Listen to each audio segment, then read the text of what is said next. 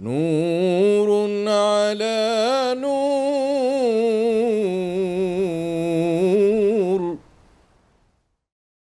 بسم الله الرحمن الرحيم. Assalamu alaikum wa rahmatullahi wa barakatuh.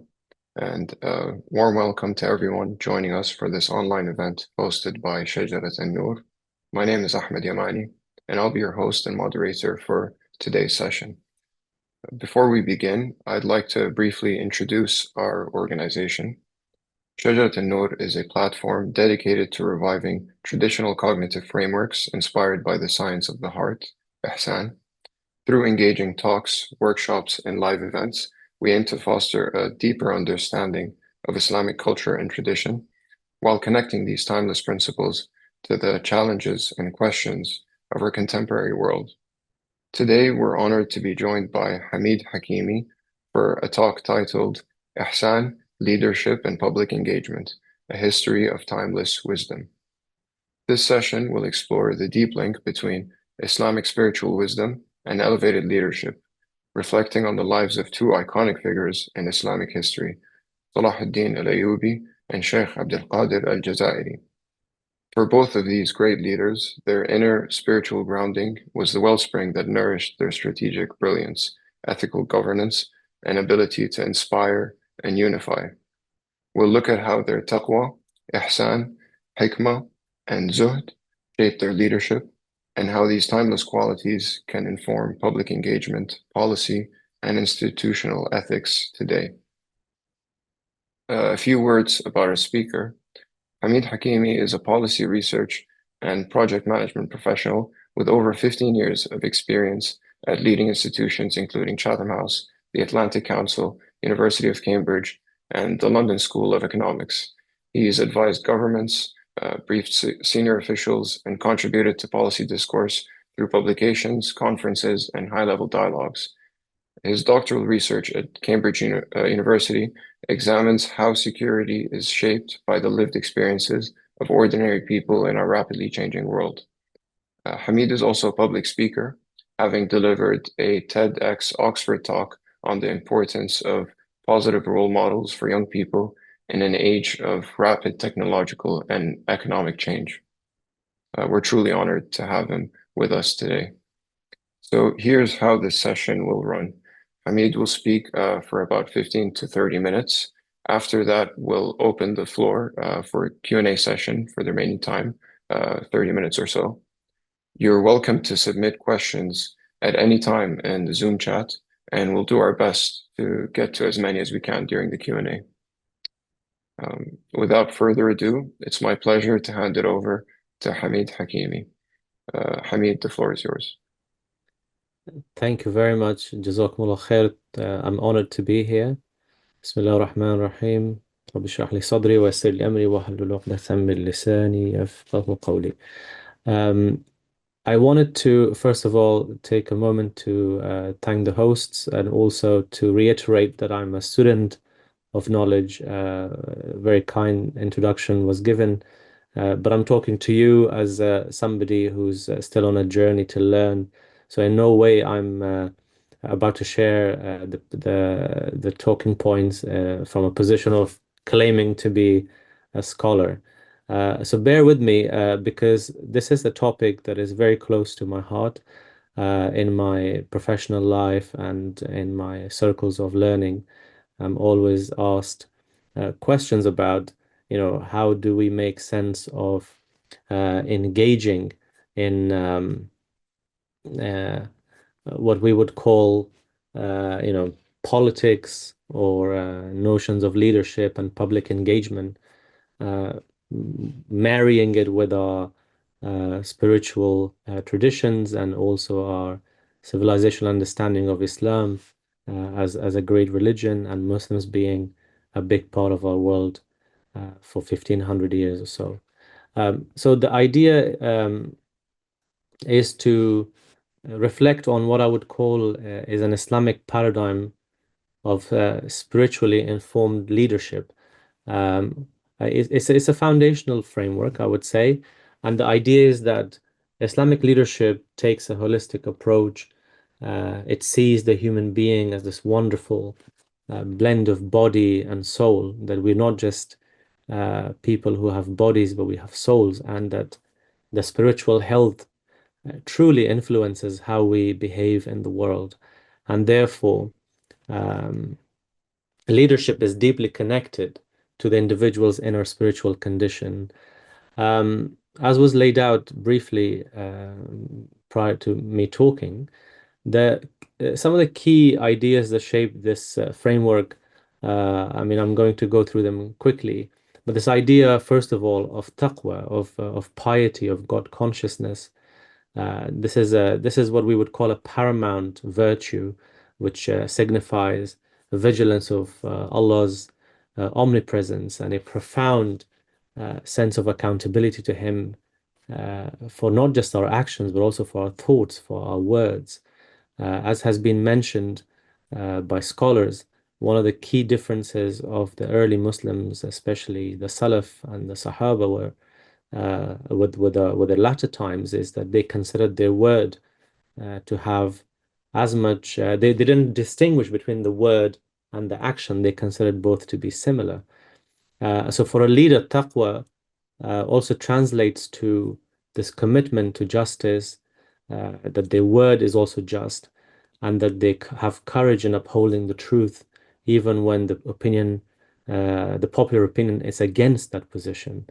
And there's also an emphasis that the spiritually aware or healthy leadership should have an emphasis on maslaha, or the idea that you seek public good over personal ambition and other types of loyalties.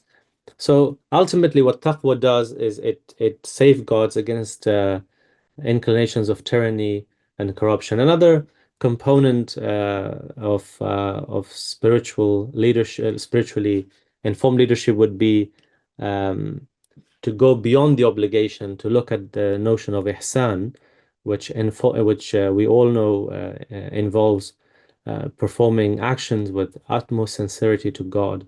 We try and do things with beauty and perfection as if one sees God, or knowing that God certainly sees us. So in the leadership, this also manifests as attention to administrative detail. So the idea of personal ihsan in personal affairs is elevated when you are in a position of leadership. Then I'm going to go quickly through this. Then there is the idea of hikmah, or wisdom, which is more than what we would call strategic cleverness. Hikmah is actually, by consensus of scholars, is part of divine gifts to people, and that you seek hikmah, but also that you're gifted hikmah by Allah subhanahu wa ta'ala. Um, and ultimately, what it does is it helps with sound judgment and effective decision making. It involves that you discern the underlying principles of complex situations, and that you prioritize um, the kind of the overall picture, and not just looking at short-term reactionary steps. And so you apply your knowledge effectively, you apply compassion, but ultimately that you see beyond the kind of labels of tribalism, and looking at the humanity element also in your dealings with people and decision making. And then this notion of zuhd, what we would loosely call, detachment from worldly excess. I looked at various types of translations. Some people refer to it as asceticism. But this idea of zuhd is also a key principle, because if you have leadership that is overly obsessed with worldly excesses, we have a lot of examples of that in our time, but also historically, of the kind of corruption that leads to. But the fact that you need zuhud in leaders in order to foster humility, and that it cultivates freedom uh, from the kind of desires that leads to thirst for power and personal greed. I would also say that looking at the kind of various commentaries on these ideas, the notion of sabr or perseverance or patience is also a spiritual quality that leadership that is bestowed with wisdom and spiritual awareness should have. And that's important because, having setbacks, having hardships, criticism, temptations, and the desire to sometimes retaliate and not just be patient against difficulty, but also patient against trying to retaliate, um, is also a necessary quality of healthy and just leadership. And lastly, the idea of leadership having rahmah and mercy. This is very key to the spiritual virtues that we would like to consider leaders to have, who would be spiritually aware and cultivated. So in looking at all these qualities, obviously the ultimate perfect example for us is the Prophet ﷺ. He perfectly espoused all these qualities and more. But because we're humans, we aspire to be having those qualities of the Prophet ﷺ in ways that we imitate. But then we also look throughout the history, the Islamic civilization offers great examples of people who are inspirational, who had qualities that combined these various virtues, and they were also people of profound leadership roles, and they had influential, in many cases, civilizationally influential and historically influential roles that they executed with utmost piety and in many cases with a lot of admiration. So, I'm sure you're all aware of the first person called Salahuddin Ayubi, whom we refer to as Saladin in the Western literature. His full name is Salahuddin Yusuf ibn Ayub, Salahuddin al-Ayubi. He was born in Tikrit in modern day Iraq in a Kurdish family. He served with the Nuruddin al-Zangi. Before that, he was also he gained military training under his uncle Shirkuh, who was also well known. Nuruddin Zangi is a Syrian ruler who spearheaded jihad against the Crusader states, and then once Salahuddin became a vizier of the Fatimid rule in Egypt. Then his prominence was noticed. So after Nuruddin Zangi passed away, Salahuddin consolidated his power, and he brought, a unifying force that brought together all the various fragmentations of Muslim territories under a single rule, which some have referred to as Ayyubid or Ayyubi dynasty. But Salahuddin Ayubi was also somebody that was admired profoundly for his taqwa.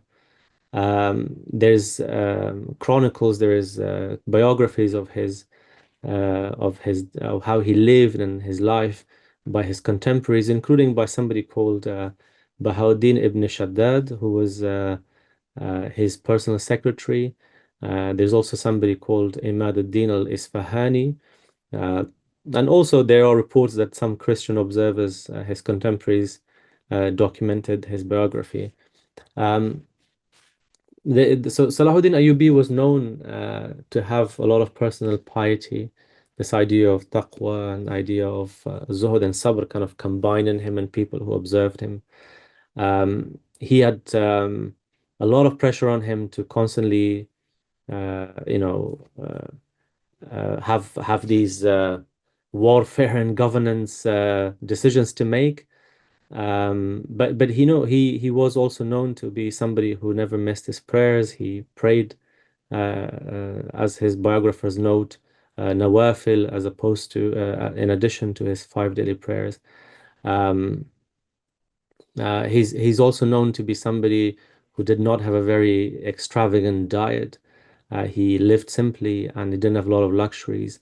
He did not live in very big palaces. And he's also known to have been somebody who was especially during the military campaigns living in very modest dwellings. And he was a generous person, which meant he didn't have significant amounts of personal wealth that he left behind, or even at the time of his life. Um, his taqwa manifested in his politics. Um, for example, he was known to have said that he was very heartbroken for the fact that he would not rest and seek worldly joys when he had to free Al-Aqsa from the Crusaders. Uh, so he was somebody who uh, had a profound commitment and conviction to the kind of spiritual significance of Al-Aqsa, and not just the fact that it was a political thing for him.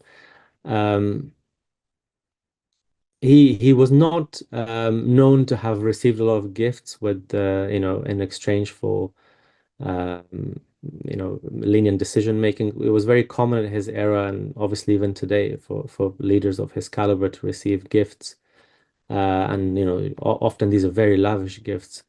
But he was known to have been somebody that people knew you could not bribe. And this is also written in commentaries about him. He was also known as somebody who had the qualities of justice in his administration and public service. There was a setup he had which was called Majalis al-Mazalim. So he was famously known to be somebody who would personally sit through and hear from people who lived under his rule, and to ensure that the justice was dispensed. Um, and he was also somebody who took a personal interest in appointment of the judges throughout his realm, to make sure that people are not unjustly treated by the legal system. Um,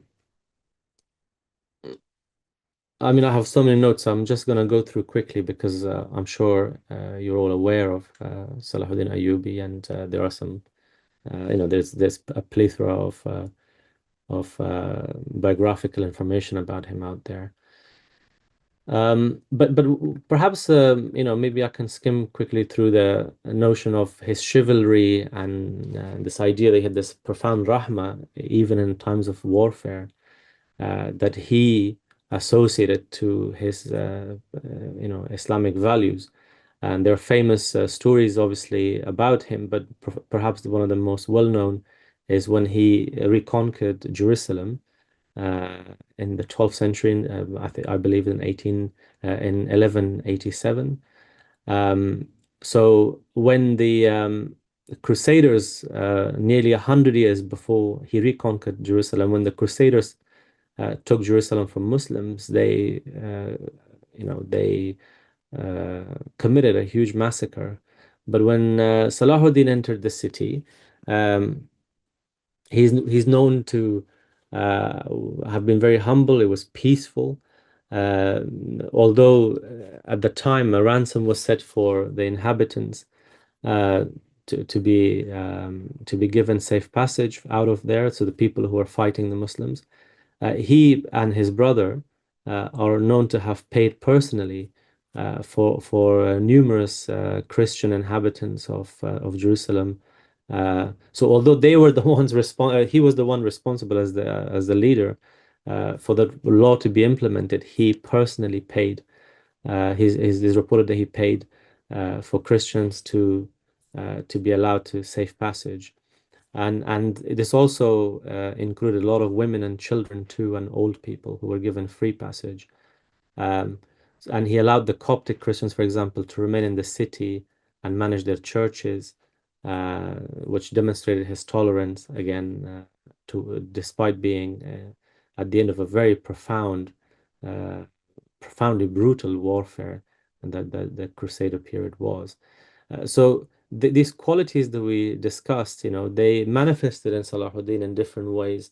Obviously, when we look at the history of political leadership in Islam, there are always these various types of literature that you can find that would try to decouple the spiritual element of leadership, of spiritual cognition of Muslim leaders from their personhood, and they would try and put a spin on it to make it look like all these decisions were just simple political strategic choices that the leaders made. But actually, as practicing Muslims and as Muslims that are aware of our tradition, we know that these qualities. We have our own history, obviously, and that history is important as well. We need to read history through our own sources as much as possible.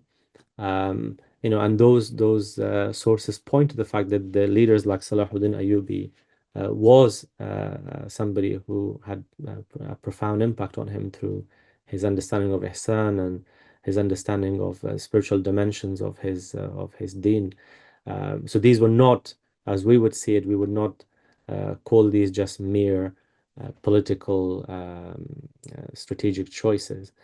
I'll quickly go to the next person. We'll move further into history and focus on somebody who actually has a photograph. We can look at his photograph and see how he looked, unlike Salahuddin Ayubi, who we have paintings about him, but obviously there's no photograph. But the next person I'm talking about is Sheikh Abd al-Qadir al-Jazairi, who is known as Emir Abd al-Qadir. His full name is Abd al-Qadir ibn Muhyiddin al-Hassani, who was born in the 19th century and early 1800s, 1808, I believe. And he passed away in late 1800s, so around 1885. He's known as Emir Abd al-Qadir. He was born in Algeria into a respected scholarly family. He was connected to the spiritual orders of his time, and he is al-Hassani, so he's considered a Sharif, a descendant of the Prophet ﷺ, which also was part of the reason that he had the social standing in his time. He memorized the Quran, he studied fiqh and Arabic grammar. He went to Hajj and traveled extensively as a young man. But when the French launched their full-scale invasion to colonize Algeria in 1830, Amir Abd al-Qadir was recognized at that time by the local tribes, and not just for his intellect and noble character, but also for his kind of authority as a spiritual leader, and they rallied behind him. He was only around 25 when he was elected, through the system at the time as an Amir, and he for 15 years led a very strong and fierce resistance against the French invaders. Eventually, unfortunately, he had to surrender in 1847 because there was an overwhelming amount of force from the French colonialists, and he was later exiled to Syria, where he continued his scholarly pursuits and also performed some, great acts of courage and leadership that he's known for. He was somebody who had a great amount of moral authority. He was known for his Taqwaa. He was known for his Hikma, for his wisdom, and for his Zuhd. There's a lot about him that I can read out from my notes, but maybe we can just say something briefly about the fact that in his personal life he was somebody who was known to have lived a life of Zuhd. He was famously somebody who lived in a tent even when he was a powerful ruler. He actually has authored books as well. One of the books is called Kitab al-Mawaqif, which talks about his understanding and spiritual insights, which would be kind of, influenced, I would say, by Ibn Arabi.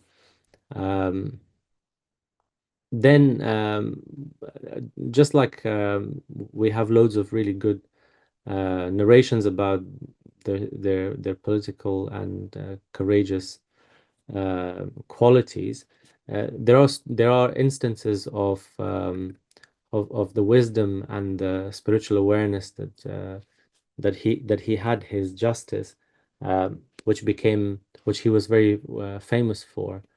And maybe a great example of that, as I can highlight here, would be during the 1860s, when what is called a Druze-Christian conflict. So when he went into exile, um, there was a widespread sectarian violence erupted, and Druze fighters attacked Christian neighborhoods in Damascus, in Syria. And it's actually very well known that Emir Abd al-Qadir, along with his followers who came with him into exile in Damascus, but he personally took an immense amount of risk and opened his homes to thousands of persecuted Christians and offered them sanctuary. There are reports that he actually sent his own sons to lead rescue missions and personally stop these militia mobs who were attacking the Christians. And he tried to remind the attackers who claimed to be Muslim that this was not something that Islamic values allowed, and Allah subhanahu wa ta'ala would not be happy with people who sanction injustice against the non-Muslims who live as minorities and who have a covenant with the society. He was not only praised by Muslims widely, but he was also somebody who received widespread admiration from European leaders. There are reports that Abraham Lincoln, Queen Victoria, Napoleon III, among others, were people who bestowed awards on him. But he was a man of piety. He was somebody who was a man of profound spiritual station. There's also, I believe, a bust of him, a sculpture of him in the United Nations, and I believe some scholarships and some other kinds of educational programs were launched in his honor in the United States and other Western institutions. But what I'm trying to say is that, people. I'm going quickly through this because I'm aware of the shortage of time as well. But very happy to come back in the Q&A and discuss further. But what I'm trying to say is that we have this culmination of these qualities that I outlined at the beginning, this paradigm of spiritually informed leadership in as close in period as the late 1800s and people like Amir Abd al-Qadir, which has profound relevance for our lives today. The idea that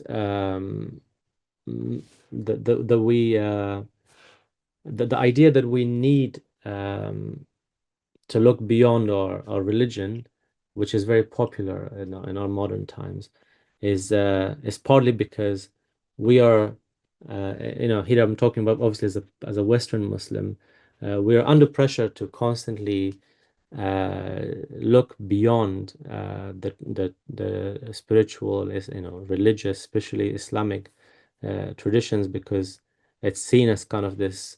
We had a golden period, we had this medieval period, and all these various kinds of labels are attached to our spiritual traditions and the qualities of leadership.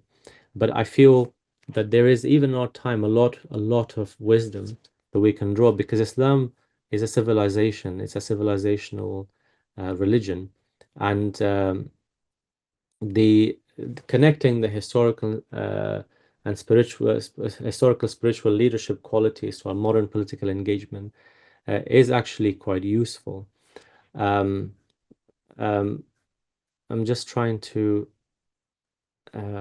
summarize my notes. So maybe some of the lessons that I would say is that when we look at these figures, these are not just fables, these are not just stories. These leaders have relevance for us. They are inspirational.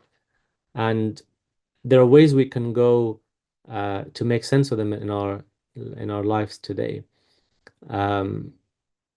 These are actually what I would say would be like blueprints for a form of leadership where spiritual wisdom is the ultimate guide of political action. That pursuit of power is not really the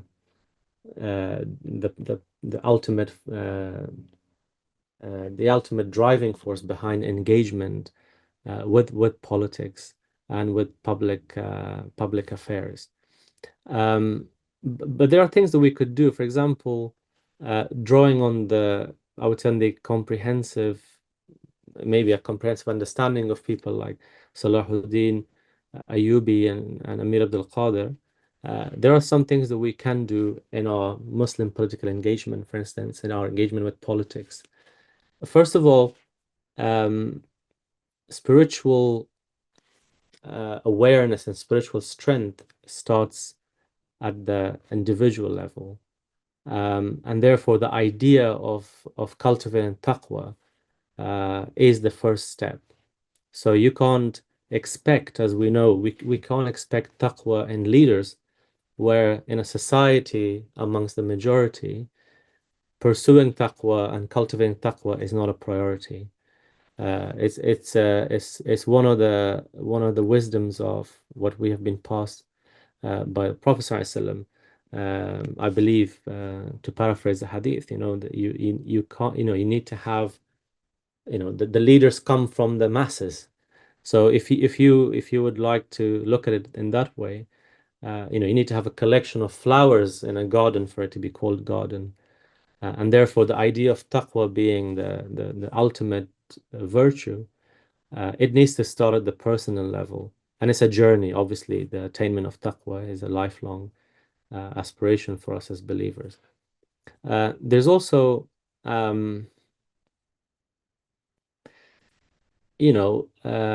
need to look at political vision through Islamic ethics.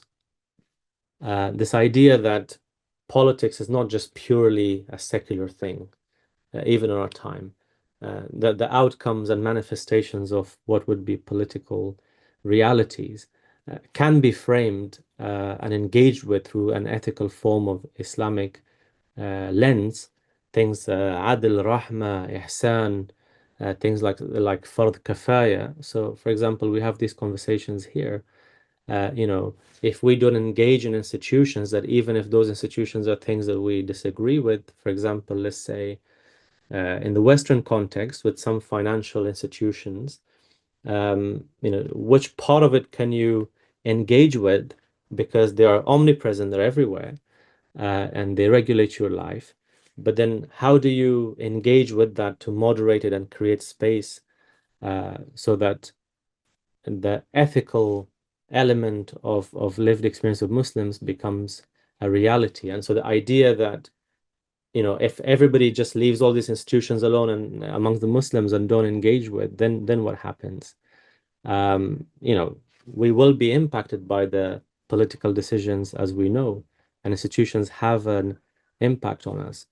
So the idea that political vision can be something they can think about in the lens of Islamic ethics. Also, the idea of justice and the idea of sabr is that, that in your engagement, public engagement, you prioritize, you deprioritize factionalism. That the idea that, you can only serve Muslims and not the humanity. This is the antithesis of what would be a spiritually wise or spiritually informed leadership. And that sabr is not just the notion of being patient against difficulty, but also against yourself, against the compulsion to be self-serving. That itself, especially in matters of leadership where decision-making impacts everybody around you that you're responsible for, including, I would say, even in family situations. The idea of sabr is that you don't make the decision that is self-serving, and you're patient, against yourself. So not just against difficulty. And ultimately, we need to lead by example. So the idea of zuhd, the idea of detachment from the worldly, love of worldly affairs, that in itself has to be a lived experience, because a lot of the time we see that there's this idea that the preaching about the zuhd comes from individuals or sources that don't live up to that expectation themselves. And so just doing these basic things and raising our awareness around who we are, our civilization, the continuity of these beautiful Islamic paradigms, it makes public engagement far more meaningful, and it makes our engagement with institutions, in effect, an act of worship if it's done with the right intention, if it's done with that idea of ihsaan and considering that Allah subhanahu wa ta'ala is always omnipresent and sees us, even if we can't believe that we see him. So the idea of public engagement, leadership being just a secular thing all the time, and that we have passed the the period where we can talk about these notions in kind of a spiritually useful or an Islamic paradigm. I think that needs to be challenged.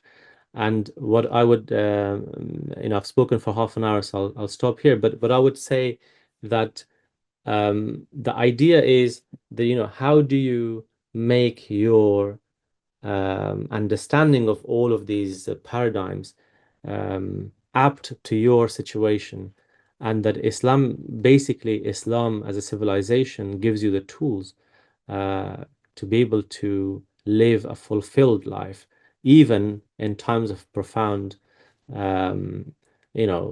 difficulty. For example, if we were to look at it today, there's a widespread perspective in the world that politics and ethical rule and ethical politics itself is broken.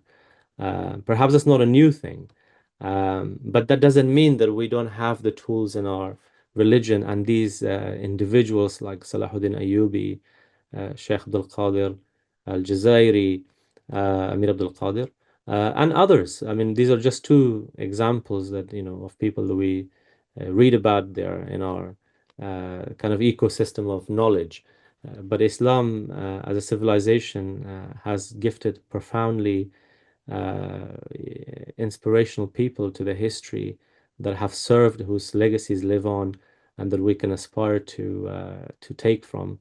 And ultimately, as we know and we believe, the perfect example is in the Prophet ﷺ, and may we have the ability to imitate him in the best possible way with good intention. The floor is back to you. I'm very happy to take questions, and I hope I didn't go too fast over things because I'm mindful of the time. Yeah, thank you so much for that insightful and inspiring talk.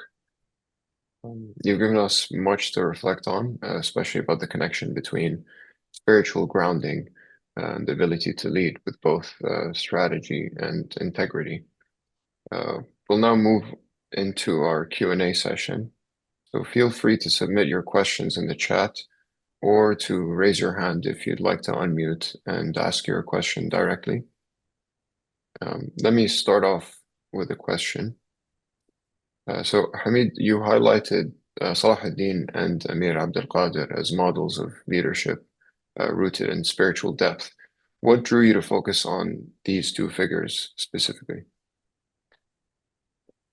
I think, well, I've grown up in the West. So for me, Salahuddin Ayubi, as I said, we call Saladin in Western literature.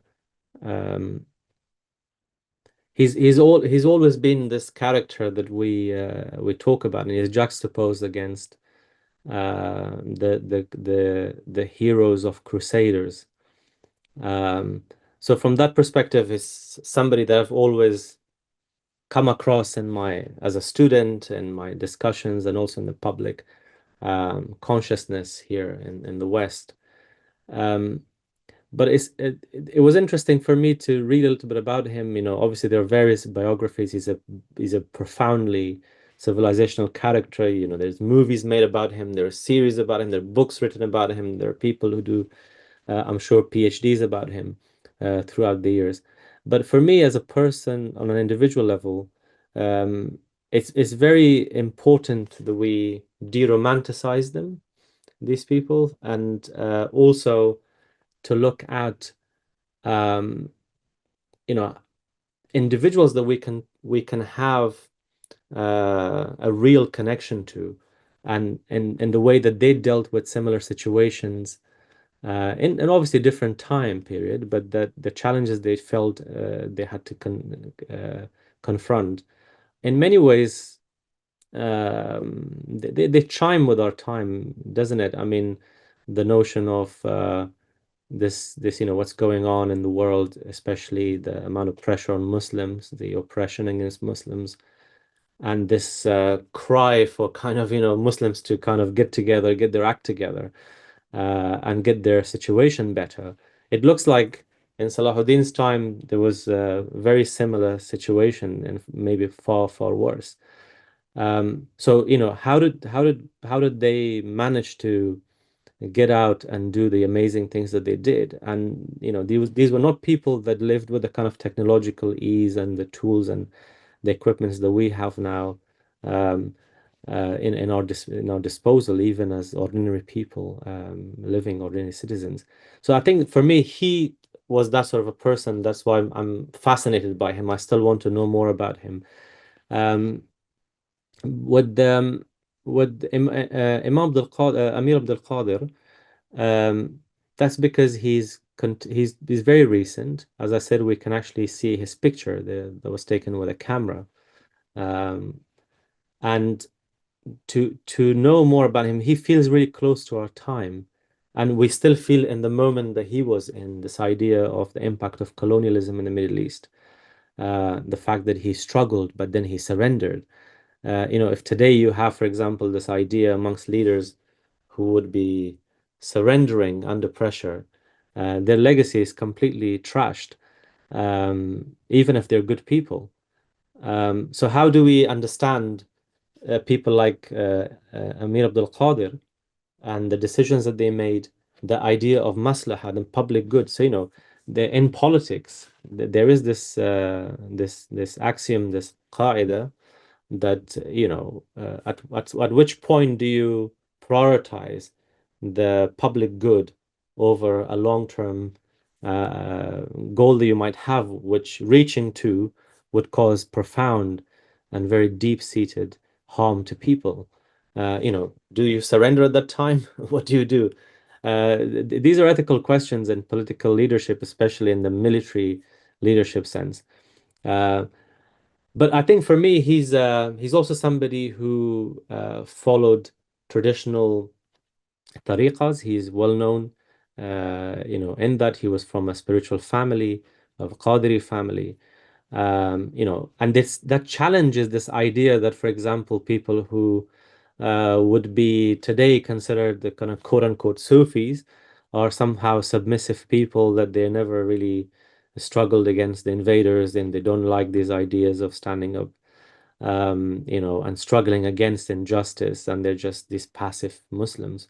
So for me, Amir Abdul Qadir challenges that kind of fake stigma that at the moment is on in the kind of ecosystems of discussions about the various factions that people put on Muslims that there are. So he is somebody who you would consider to be a traditional Sufi leader. Yet he was involved in politics, yet he was involved in active armed resistance, and yet he also did great acts of courage. Um, so he's definitely an inspirational person, even if you don't see yourself as part of a tariqah or something. So I would say these were kind of my personal reasons focusing on them. Thank you, Hameed, for that thoughtful answer. We've got a bunch of questions queued up. Actually, what you mentioned there at the end touches on, so this first question that was received anonymously. They ask, you mentioned Islamic spiritual orders. What orders did they follow, and what are the tenets? Maybe I can put my academic hat on. There is this postmodern, post-colonial discussion, even amongst Muslims, where this idea that having these spiritual orders is somehow I'm not saying that the questioner intended that, so I'm just putting a general point out.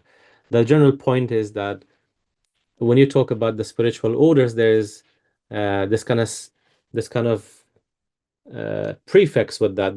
Yeah, you have these Sufis. What are they do? Like, what are their tenets? What are like, frankly, for me, like, if you look at the uh, colonial period of the Muslim societies, and if you kind of decouple the postmodern manifestations of these various labels that are put on Islam and Muslims, um, tariqas and Sufi orders or spiritual orders, whatever you call these things, this is just normative Islam. This is not something that had any kind of hidden tenets or things like that. They This was always accepted by Muslims, and it is accepted even today, as Hadith Jibril says that when the Prophet ﷺ was coming to the end of his time, that Jibril alayhi salam appeared to him and asked him about Islam, Iman, and Ihsan.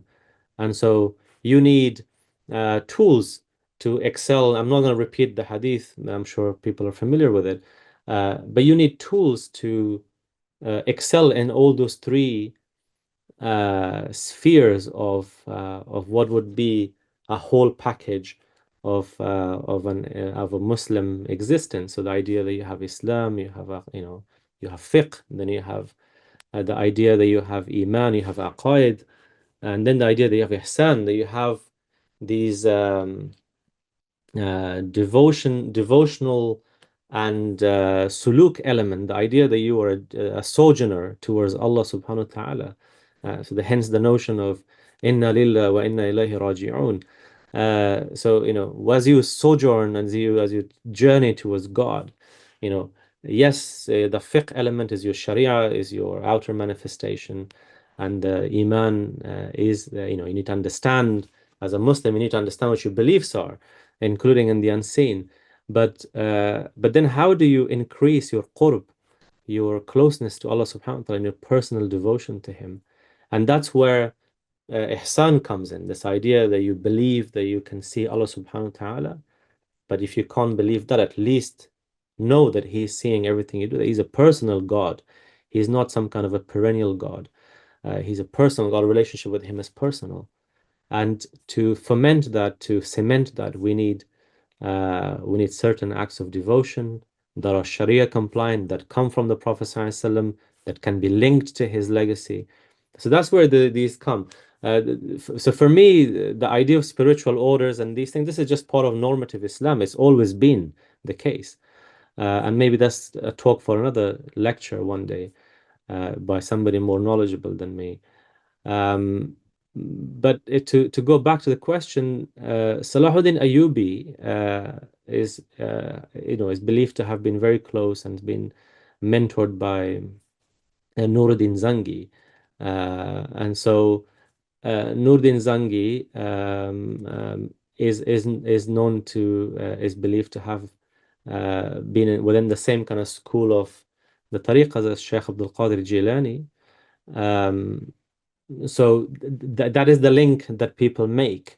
But uh, as I said very briefly, people didn't walk around and carry a label, say that whichever order they're part of. They always believed that they had these awrad, and they had this, the idea. The Prophet ﷺ says that he does numerous astaghfar every day. So if today you had those kinds of practices, that doesn't make you alien. And in the time of Salahuddin Ayubi, it was very, very normal for people to be associated with various shuyukh who would be in the path of ihsan and the path of suluk, following certain orders that go back to the Prophet ﷺ. And the same applies to Emir Abd al-Qadir. He is from a Qadiri family. He was considered to be himself a spiritual leader, so in that sense, he was considered a sheikh. But it's incidental that they're both Qadiris. So I didn't I didn't look at these two individuals because they're Qadiris. That's actually not even relevant to the broader discussion that we're having, because, as I said, the path of Ihsan is part of our normative understanding of Islam. It's the excellence of our religion is to attain, to aspire to attain Ihsan and closeness to Allah subhanahu wa ta'ala through suluk. Thank you for sharing that insight. We have two more questions in the chat at the moment. So first, Brother Hamza says, we're facing so many challenges as Muslims, and there's certainly a lot of anger that is widespread. How can one internalize these concepts where the broad sentiment is a very raw reality of anger and resentment? Although this may be justified, it seems like it's the beginning of a journey. That's a very good question, and as I perhaps said it differently, this is what I sometimes am confronted with. For example, in my work, I write policy papers. In my policy papers, they're technical language. I talk about policy recommendations, this and that. And then often, because there's so much unhappiness with how things are, including the amount of prevailing injustice, lack of justice that's out there in the world, um, people say, like, what is the point of even engaging in a constructive dialogue or a constructive methodical approach to solving issues when you have all of these issues in the world? There's so much anger. Like, how do we start? Where do we start? I think it's very important for us to de-exceptionalize ourselves. Yes, there's all this conflict. Yes, there's all this sadness. There's a lot of misery, stuff we see on our screens, stuff we confront people we know, families, relatives, friends, or whatever. But to say that we are the exception, that is so bad now that, how can we even begin this journey or this realization? I think that is a misplacement of where we are. We need to look at the history. Islamic history is full of, extreme cases of oppression, while simultaneously Muslims have done, superlative, amazing, and transformative things that we as Muslims even today benefit from. For example, if you look at Abu Hamid al-Ghazali, when he was writing, at the time that he was writing in what would be today's Persia, in Persia, and then obviously he was in, he was born in today's Iran. When he was writing uh, his his amazing collection of Ihya Ulumuddin, there was a huge amount of oppression against Muslims in other parts of the Muslim lands that didn't stop him from working. If you go to Uzbekistan and go and see this great Muslim civilization there, that's some of it is, the remnants of it.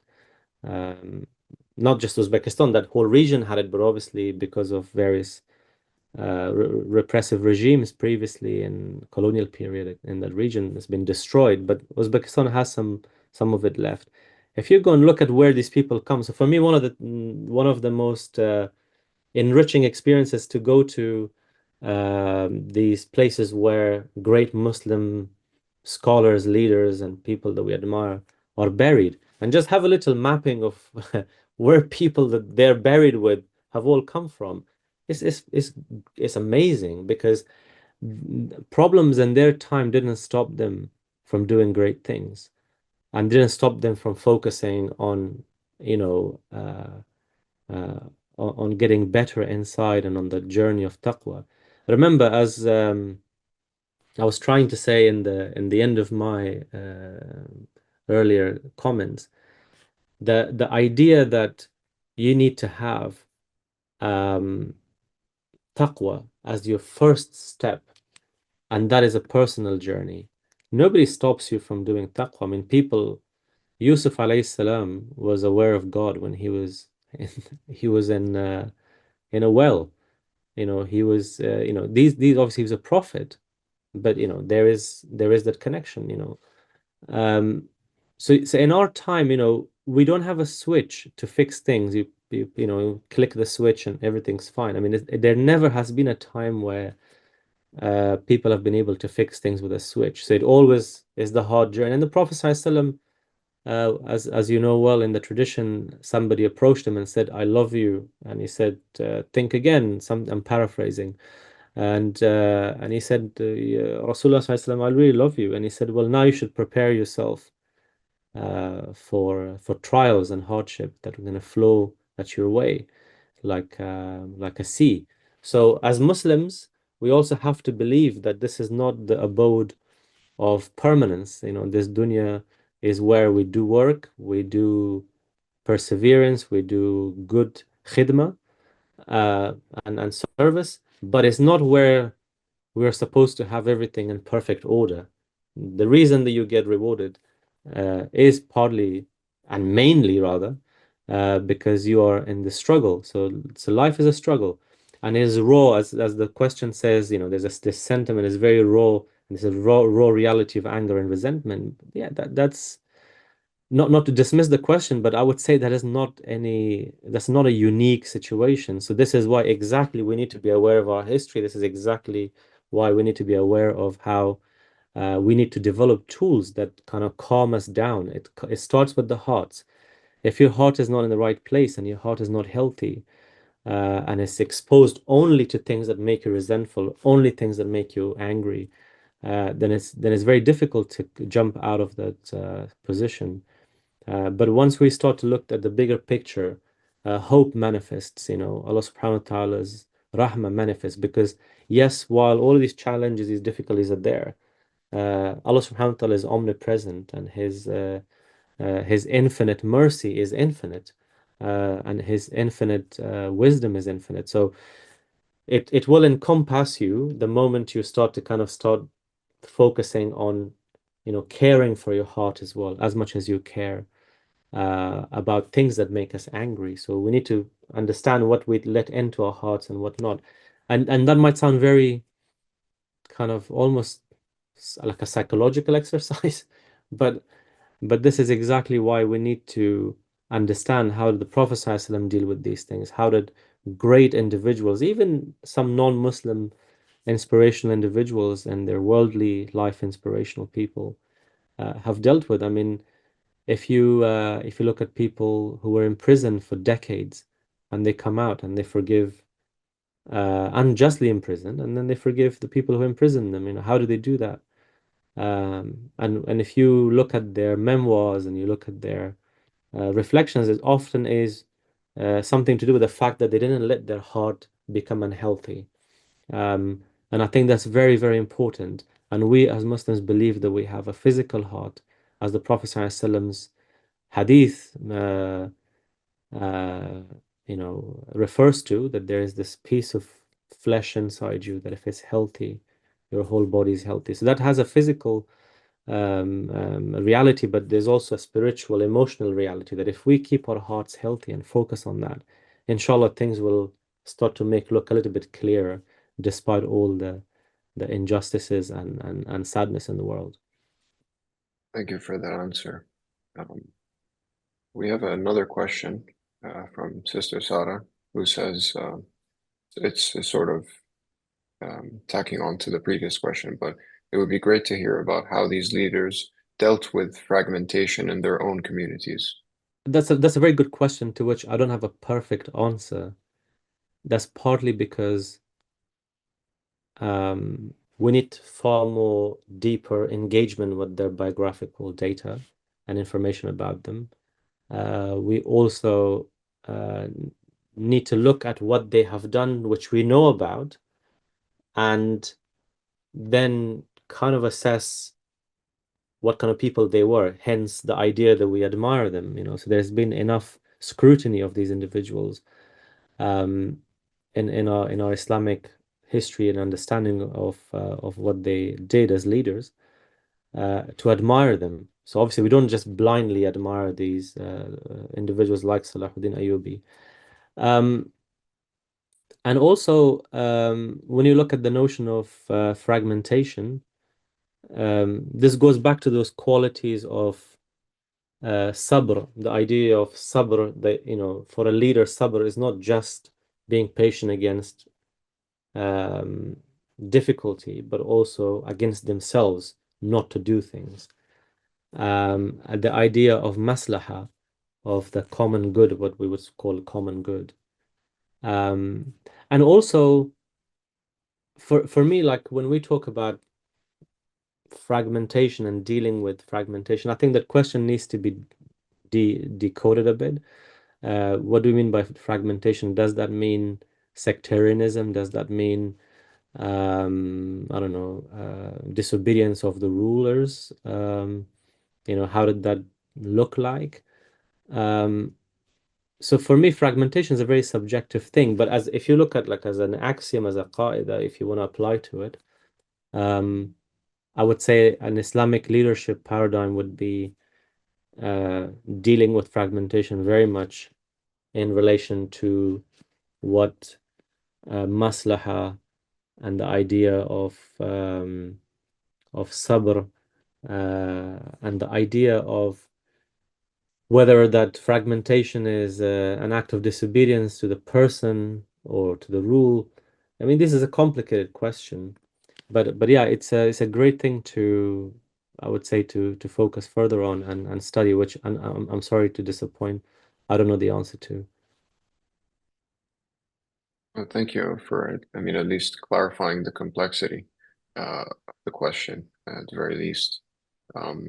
Something came to, I wanted to ask, you mentioned biographies of certain people who were in prison unjustly. Is there anything that you recommend to the audience? Um, for this talk, I wanted to look at the various biographies. There's a lot of um, there's a lot of various kinds of information. I mean, again, I'm looking at sources generally in English language. Um, I would highly encourage consulting people who are not just secularly educated, but people who are educated beyond the secular sciences of kind of the Western model of education. Hence, we have access to a certain niche of biographies and literature.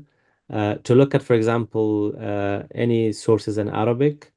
Um, for this lecture, I asked several people that I respect and who are far more knowledgeable than I am, and none of them actually were able to give me a book recommendation, unfortunately. But I will be very, very happy to come back to Shajarat al-Nur because I've asked several people, including one person who has done a PhD on a relevant aspect of the talk that we've had today, to give us to give me a recommendation specific on Salahuddin Ayubi.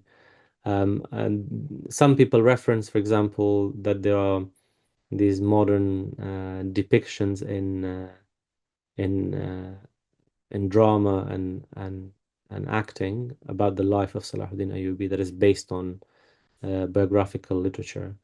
Um, but I mean, as somebody, I really like the books more than depiction, where although the artistic depiction and cinema has its own value for our times. And we need to reclaim the narratives. If we don't do it, somebody else will do it on our behalf. So that's a good thing in its own way. But for me, my personal preference would be books.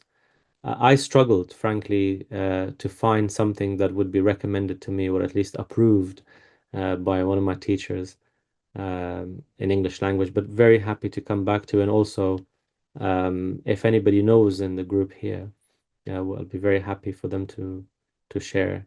But as I said, it's very important that whatever you read, that you are aware of who has given us the accolades, who are the people that have praised the product in a way.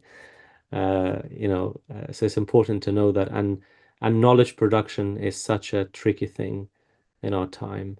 One thing that I was very mindful of is that actually when you search about Salahuddin Ayubi in literature but also online, you see like a very distinct influence of pro-Christian narratives about him.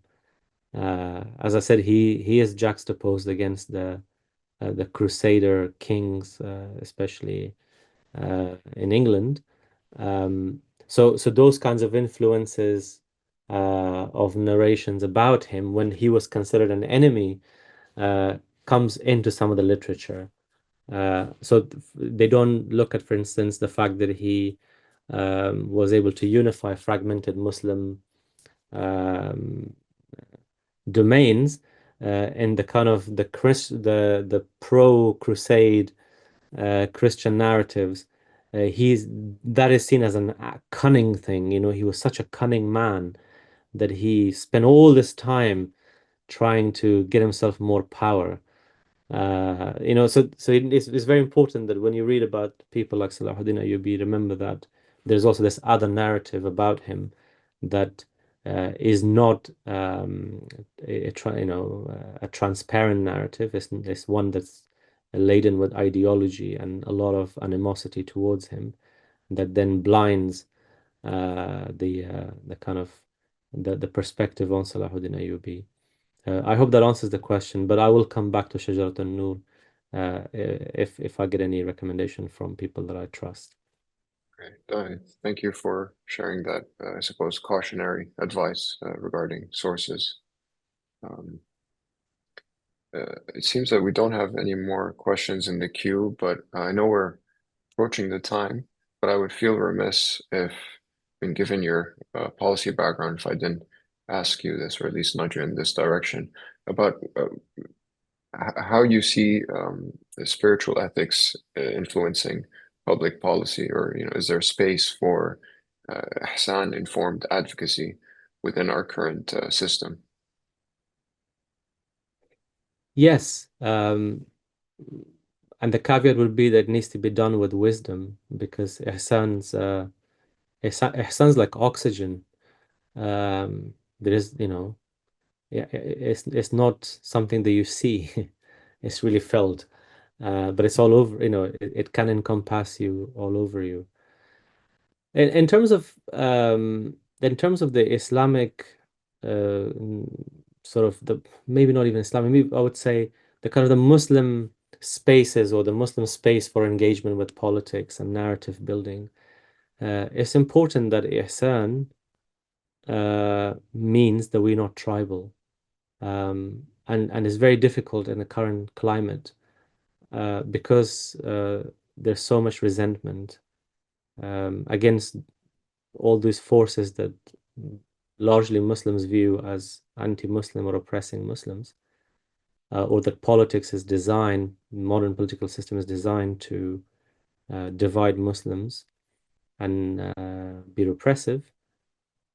We have to be mindful also that, at least in my work, the way I look at it is that when I do my policy research work, I always want to ask myself, if I looked at this in 5 years' time, if I looked at this in a week's time, have I lied? Have I been tribal? Very, very basic question. And I'm not claiming Ihsan here. I'm just claiming that I'm really trying. That's my way of dealing with it. is that you need to be anti-tribal, and also remember that we have a duty to always promote goodness. You know, this religion and the gift of Iman from Allah subhanahu wa ta'ala is not there to make things miserable, um, first and foremost. And therefore, in political advocacy, it's really about being honest and not lying, because politics, an element of political advocacy, is about cooking things up. You know, you want to present things as they're not. That's the kind of your typical lobbying tactic in the Western sense, at least. You know, you want to cook things up, you want to present them and encourage and influence, and and also not be apologetic. I think part of the barakah of Ihsan and being exposed to people who espouse it is that actually you can be genuine, you can be genuinely committed to Allah subhanahu wa ta'ala unapologetically, without being harsh, without being unlikable, let's put it that way. And you can be gentle, because human beings respond to rahmah. It's in our DNA. We respond to rahmah.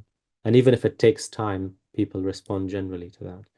So the idea that your ihsan or your aspiration for ihsan uh, is making things is essentially to do it with wisdom and with rahmah, and also making sure that you're not tribal. But more than anything, I think we need to be able to do things that others benefit from. And that is very much part of the intention of people that I admire who work in this space is, you know. For example, if you look at some people who are conscious about their role as Muslims, and they provide media commentary, they provide really good media commentary that is not sensational, that's not tribal, but that's just rooted in this sense of truthfulness. It does make a difference, and it does provide people with a sense of optimism, and also clarifies a lot of things. And ultimately, we have a duty to our next generation, to our youngsters as well, in particular. So this is not a selfish thing to do. It's, you know, the idea that you are in the world is not just about you, it's about people around you as well. You need to be always mindful of that. And working in spaces with Muslims, non-Muslims, um, especially being mindful of what we're leaving for our children as legacy, as inspiration, is very much part of that holistic approach that we need to have to conducting ourselves in a world that is fragmented in many, many, many ways. But actually, as I said, it's not exceptional. We're not in an exceptional moment. Um, Life is tough, it's always difficult, but it's about perseverance, it's about doing little things. As the Prophet ﷺ says, the against paraphrasing his blessed words, is that Allah subhanahu wa ta'ala accepts and likes consistent acts of goodness, particularly if they're small. So it's not about overburdening yourself. It's about knowing your limitation, but knowing that you have an intentional approach to doing good and khidmah. And that's very, very important. And I think for me, ihsan, as I said, it's like oxygen. It illuminates so many things. So if you where you want to do khidmah, you want to do, you know, I don't know, you want to build a bridge, you want to fix a road, you want to write a piece of paper, you want to write an analysis, you want to talk in the media, you want to talk to non-Muslims, you want to talk to youngsters, you want to talk to your family. All of these things have to be done and laden with a sense of aspiration and intentionality for ihsan to be part of it. And then inshallah things flourish. That's what I would say. Bismillah. Thank you for that, Hameed. And I think we can wrap up there. So thank you all for your questions and reflections. And a special thanks again to Hameed Hakimi for sharing his time wisdom and experience with us. Jazakallah khair. Thank you very much. I'm Just honored you invited me. Thank you. Thank you. To stay connected with Hameed's work, you can follow his LinkedIn and see some of his publications. You can see the links in the chat. And also, if you'd like to stay updated on Shajarat and Noor's upcoming events, you can follow us on Instagram, subscribe to our YouTube channel, and visit our website. And we hope to see you at our next gathering, inshallah. And until then, thank you for joining us. Wassalamu alaikum wa rahmatullahi wa barakatuh. اللهم صل على سيدنا محمد السابق للخلق نوره ورحمة للعالمين ظهوره عدد من مضى من خلقك ومن بقي ومن سعد منهم ومن شقي صلاة تستغرق العد وتحيط بالحد صلاة لا غاية لها ولا منتهى ولا انقضاء صلاة دائمة بدوامك وعلى آله وصحبه وسلم تسليما مثل ذلك.